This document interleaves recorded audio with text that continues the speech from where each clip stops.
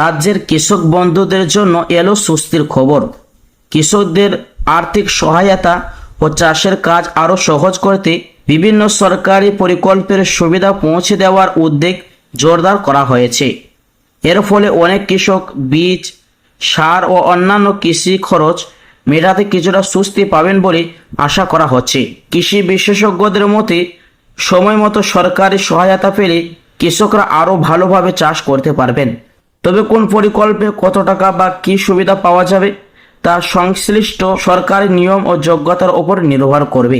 কৃষক বন্ধুদের পরামর্শ দেওয়া হচ্ছে সরকারি ঘোষণার দিকে নজর রাখুন এবং প্রয়োজন হলে স্থানীয় কৃষি দপ্তর বা ব্লক অফিসে যোগাযোগ করে সর্বশেষ তথ্য জেনে নিন। এবং প্রিয় দর্শক, নবান্নের সূত্রে জানা গিয়েছে মুখ্যমন্ত্রী শুভেন্দু অধিকারীর সঙ্গে কৃষিমন্ত্রী দুধ কুমার মণ্ডলের বৈঠকে কৃষকদের বিভিন্ন সরকারি প্রকল্পের সুবিধার আওতায় আনার বিষয়টি নিয়ে আলোচনা হয়েছে। বিশেষ করে কেন্দ্রের পিএম কিষাণ প্রকল্প সহ অন্যান্য কৃষক সহায়তা প্রকল্পের সঙ্গে সমন্বয় রেখে কিভাবে আরও বেশি সংখ্যক পরিকৃত কৃষককে অন্তর্ভুক্ত করা যায় তা নিয়ে পরিকল্পনা চলছে।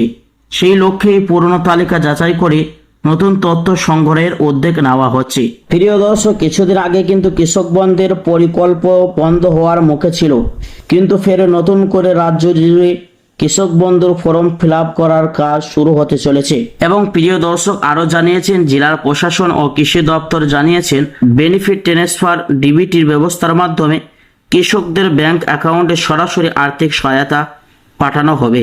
সেই প্রতিক্রিয়াকে আরও স্বচ্ছ ও নির্ভুল রাখতে প্রতি বছরের মতন আবারও নথি যাচাইকরণ করা চালু হয়েছে।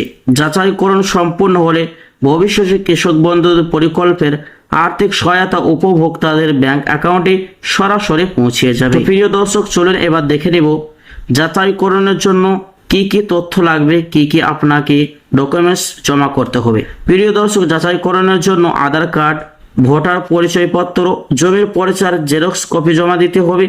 আবেদনকারী বিবাহিত হলে স্বামী বা স্ত্রীর আধার, ভোটার পরিচয়পত্র ও ব্যাংক পাসবইয়ের জেরক্স কপি দিতে হবে।